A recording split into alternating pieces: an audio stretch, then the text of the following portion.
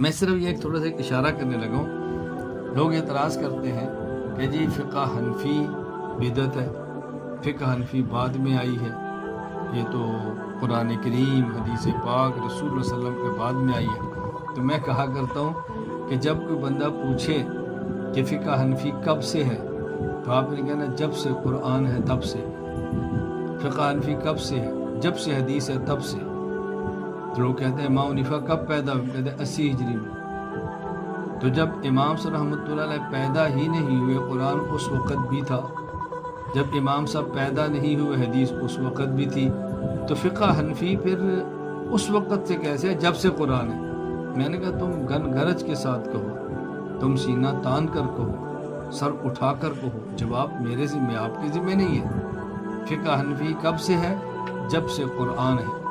فقہ حنفی کب سے ہے؟ جب سے حدیث ہے. وہ کیسے؟ حضرت امام ابو حنیفہ رحمۃ اللہ علیہ سراج الامہ، امت کے چراغ ہیں. چراغ کا کام کیا ہے؟ آپ صبح اٹھے ہیں، تہجد پڑھے ہیں، قرآن پڑھنے لگے ہیں، نہیں پڑھ سکتے کیوں؟ اندھیرا ہے. اور جب آپ نے چراغ جلایا تو آپ نے قرآن کریم پڑھا، چونکہ آپ کو حرف نظر آ گئے. تو چراغ حروف کو بنا نہیں رہا بلکہ چراغ حروف کو دکھا رہا ہے. امام صاحب چراغ ہیں. جب امام صاحب نہیں تھے تو یہ مسائل قرآن کے نیچے تب بھی تھے. جب یہ چراغ جلا ہے مسائل نظر آ گئے. امام صاحب چراغ ہیں. جب یہ نہیں تھے یہ مسائل احادیث کے اندر تب بھی تھے. جب یہ چراغ جلا ہے تو مسائل نظر آ گئے. چراغ الفاظ بناتا نہیں ہے، الفاظ دکھاتا ہے. امام ابو حنیفہ سنت کے چراغ ہیں، ان نے مسائل بتائے نہیں ہیں، مسائل دکھائے.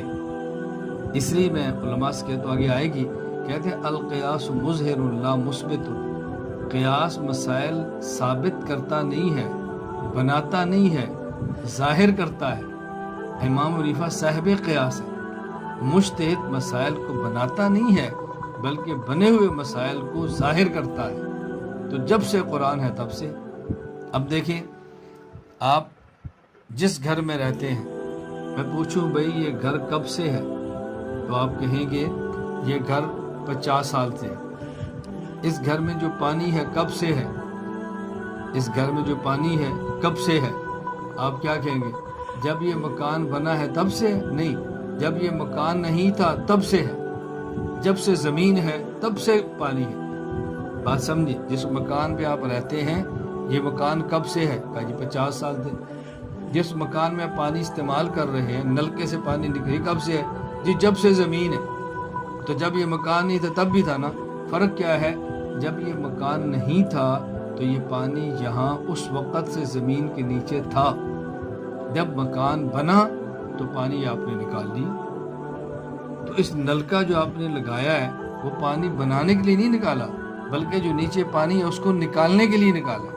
اسی طرح جو امام صاحب رحمۃ اللہ قیاس فرماتے ہیں وہ قیاس سے مسئلہ بناتے نہیں ہیں بلکہ جو قرآن کریم یا حدیث پاک کے اندر مسئلہ چھپا ہوتا ہے اس کو قیاس کے ذریعے نکال دیتے ہیں. تو کیا اشکال ہے؟ کیسے فقہ حنفی بدعت ہو گئی؟ آپ دل بڑا رکھیں، دل چھوٹا نہ کریں. مسائل آئیں گے انشاءاللہ العزیز.